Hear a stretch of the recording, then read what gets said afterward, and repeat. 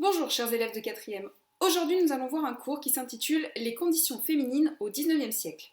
Je vais d'abord commencer par vous lire un texte qui a été écrit par Victor Hugo en 1876 et qui dit « Il est douloureux de le dire, mais dans la civilisation actuelle, il y a une esclave.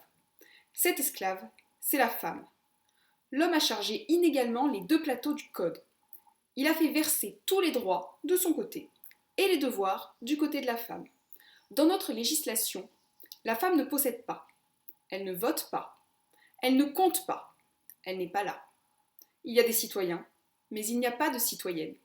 Et c'est là un état violent, et il faut qu'il cesse. » Donc cette citation, qui est tirée d'un extrait de Victor Hugo, nous montre la société du XIXe siècle dans laquelle évoluaient les femmes.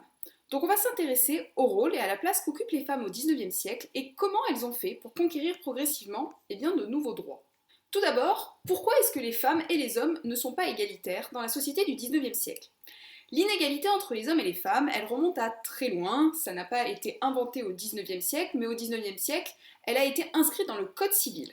Le Code civil, il a été créé par Napoléon Ier en 1804, il est là pour réglementer la société. Donc ces règles, ces lois qui déterminent le statut des personnes, des biens et des relations, dont le statut de la femme, et il va inscrire notamment l'enfermement des femmes au sein de la famille. Cette femme, elle est jugée inférieure par rapport à l'homme, et elle est placée sous la tutelle d'abord de son père, puis de son mari. Ce qui veut dire que la femme, même une fois devenue majeure, n'est en réalité qu'une mineure, tout simplement parce que toute sa vie, elle est obligée de rendre des comptes d'abord à son père, puis ensuite à son mari. Et si son mari et son père viennent à décéder, ça va être, si son fils est majeur, à son fils, et sinon à un frère, à un oncle. Donc la femme ne sera jamais finalement majeure dans le sens où elle ne possédera pas de droits civiques, et on part du principe que de toute manière, une femme n'a pas sa place en politique.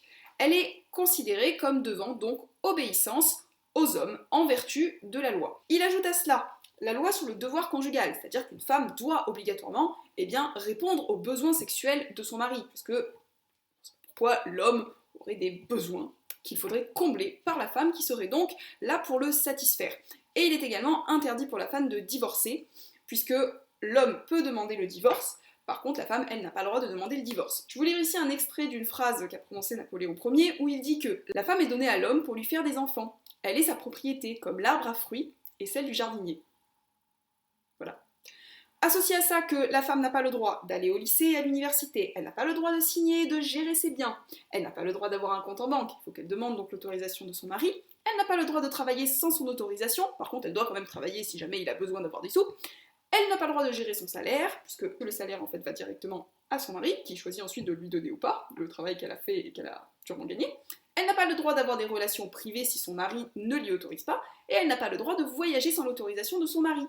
Et autre chose, elle n'a pas non plus l'autorité sur les enfants. C'est-à-dire qu'elle doit s'occuper des enfants, s'occuper de la maison, mais par contre, toutes les décisions sont prises par le mari. Totalement juste comme société. Alors, sur quelle base justement ces théories scientifiques ont-elles été édifiées ? Déjà, si on remonte à très loin, donc à l'Antiquité, il faut savoir que déjà les philosophes avaient établi une hiérarchie entre les hommes et les femmes. Cette hiérarchie, qui crée donc une forme d'inégalité, est basée sur des théories médicales et sur les différences biologiques qu'il peut avoir entre le sexe féminin et le sexe masculin. Et qu'en gros, la femme ne serait que le topos, c'est-à-dire le lieu en grec, destiné à accueillir la semence masculine pour faire des enfants. Donc en gros, le fait qu'elle passe 9 mois à attendre un enfant ne compte absolument pas, ce n'est qu'un lieu pour pouvoir accueillir l'embryon qui deviendra ensuite un bébé. Les religions au Moyen-Âge vont avoir également tendance à séparer les hommes et les femmes, puisque la femme est principalement montrée comme quelqu'un devant procréer, c'est-à-dire donc faire des enfants, et donc on va établir comme ça un statut assez différent pour pouvoir réglementer la place des hommes et des femmes à l'intérieur de la société. Ensuite, l'époque moderne et l'époque contemporaine a commencé par donner des lois pour donner plus de poids à ces traditions, et tout cela jusqu'aux théories scientifiques du 19e siècle, soi-disant évolutionnistes, qui étaient là donc pour nous prouver que l'homme serait supérieur aux femmes. Revenons justement à cette société du 19e siècle. Quelles sont les conditions de travail et les conditions d'éducation des femmes ? La société considère que la première fonction de la femme est la maternité, et qu'elle doit donc rester au foyer pour s'occuper des enfants. Alors, il faut quand même nuancer cette image, parce qu'en fait ce modèle est surtout valable pour la bourgeoisie.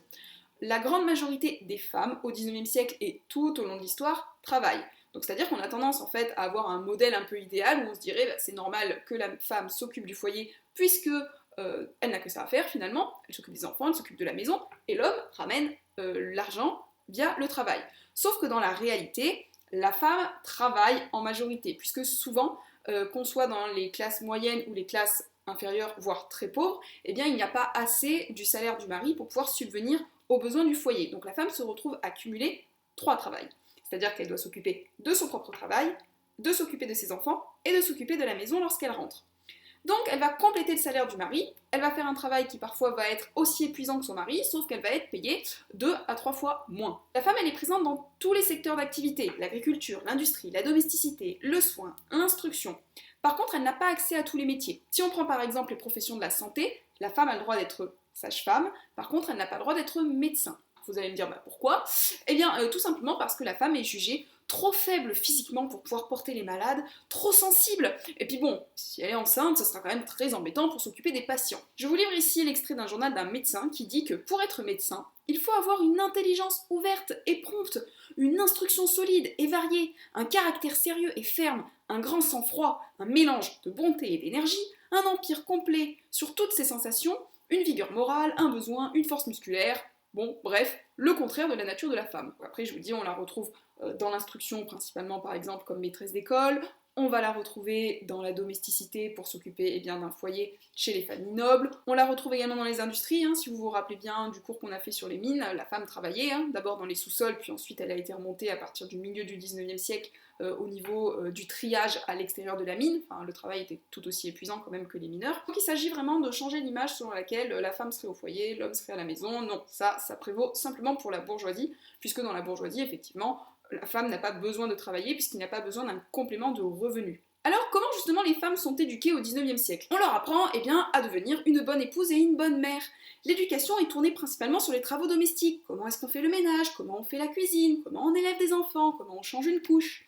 Si vous voyez par exemple dans cette BD, vous avez ici un extrait de la BD qui s'appelle Marthe, la bonne petite ménagère, et qui raconte donc l'histoire de cette petite Marthe qui est chargée donc de s'occuper du foyer, de s'occuper des hommes, d'aller faire les courses, de faire le ménage. Donc une jolie petite vie qui s'apparente en réalité à une vie de domestique, voire d'esclave. Parce que évidemment c'est pas payé pour faire ça puisque c'est le devoir de la femme de répondre aux besoins de son mari, n'est-ce pas ? Ou de son père. La scolarisation, elle est un peu faible, l'éducation n'est pas la priorité, pour autant à partir de la Troisième République, l'instruction devient obligatoire, et à ce moment-là, les communes sont obligées de scolariser les garçons et les filles, et les femmes vont pouvoir un petit peu développer d'autres compétences, comme par exemple l'écriture, la lecture, le calcul. Pour autant, ça reste majoritairement une instruction qui est toujours tournée vers le foyer. C'est-à-dire que les femmes, au niveau des perspectives d'avenir et au niveau des métiers, on va plutôt les retrouver dans les métiers, je vous le disais, couturière, ménagère, dactylo. Donc dactylo, c'est secrétaire. À partir de la fin du 19e siècle, début du 20e siècle, on va avoir des contestations sociales. Alors, les contestations sociales, elles existent depuis longtemps. Les femmes ont quand même participé à la Révolution française. Elles ont, en 1791, réponse à la publication par les hommes de la Déclaration des droits de l'homme et du citoyen, Olympe de Gouges publie la Déclaration des droits de la femme et de la citoyenne. Et Olympe de Gouges avait notamment milité pour que les femmes puissent avoir une place dans la société. Ça n'avait pas du tout été écouté par les révolutionnaires et par les députés qui avaient mis en place la Première République. Ça a été complètement balayé avec Napoléon Ier et le Premier Empire. Tout au long du 19e siècle, si vous vous souvenez bien, il y a quand même une succession de révoltes, de changements politiques, et les femmes vont participer à chaque fois à ces révolutions, que ce soit en 1830 pour renverser la Restauration, que ce soit en 1848 pour pouvoir renverser la monarchie de Juillet, et les femmes, à chaque fois, elles vont donc être là dans les combats politiques. Si vous prenez par exemple La liberté guidant le peuple de Delacroix, on a tendance à croire que ce tableau a été réalisé pendant la Révolution, alors que pas du tout, c'est un tableau qui montre la Révolution de 1830, où on présente qui ? Marianne. Je vous rappelle que Marianne est le symbole de la République, mais aussi de la liberté. On présente cette femme, qui est en train de se battre courageusement, donc elle est sur les barricades avec les hommes. Bon, cette femme qui se bat courageusement, qui n'a pas existé, je rappelle que Marianne n'est qu'une représentation allégorique, c'est-à-dire une image qui représente une idée, eh bien Marianne, la pauvre, même si elle avait existé, de toute manière, elle n'aurait pas obtenu de droit à l'issue de cette révolution.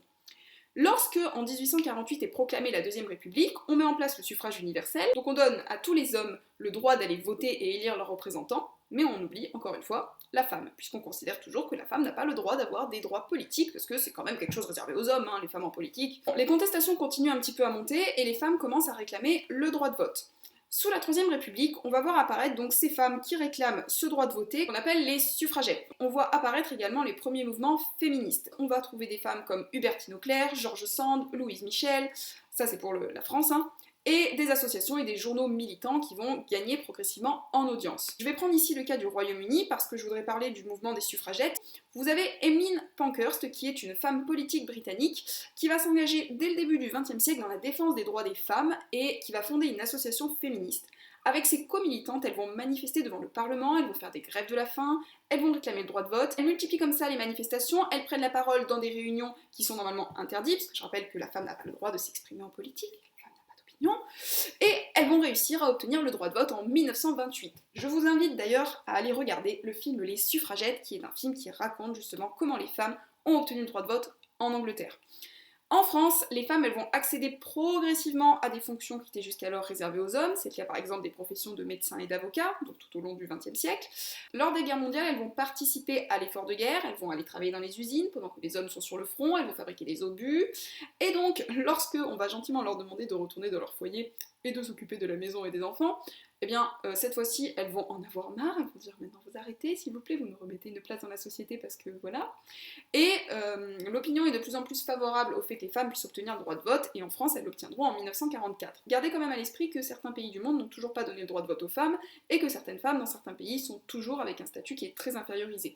Et si on prend d'ailleurs notre société d'aujourd'hui, on a des lois qui sont faites en faveur de l'égalité entre les hommes et les femmes, il y a un ministère chargé justement de l'égalité entre les hommes et les femmes, il y a aujourd'hui beaucoup de campagnes et de lutte contre le sexisme, pour autant ça reste quand même quelque chose qui n'est pas encore acquis. Ça progresse, hein. Aujourd'hui il y a une meilleure répartition des tâches au sein du foyer, encore que ça dépende des catégories sociales, il y a une meilleure répartition des salaires, pour autant on voit toujours que la femme continue à avoir un salaire qui parfois est inférieur à l'homme. Alors évidemment, hein, là je parle de inférieur à profession égale. Ne comparons pas un PDG d'entreprise avec un enseignant par exemple, ça n'aurait aucun sens. On parle par exemple de professions vraiment équivalentes. On constate par exemple que souvent les femmes n'accèdent pas forcément à des postes à responsabilité ou qu'à la fin d'une carrière, elles ont une retraite qui est inférieure à celle d'un homme, tout simplement parce que souvent elles ont dû également s'arrêter pour pouvoir s'occuper des enfants ou lors des congés maternité. Et donc tout ça justement est une conquête permanente pour pouvoir obtenir justement un peu plus de droits qui vont être en faveur de l'égalité entre les sexes pour ne pas justement qu'il y en ait un qui infériorise un autre. Voilà, je vous remercie de m'avoir écouté, c'était le dernier cours que vous alliez avoir à faire cette année, nous avons donc fini le programme de 4e, je vous dis à l'année prochaine et à très bientôt pour de prochaines aventures et peut-être, on ne sait pas, de prochaines vidéos.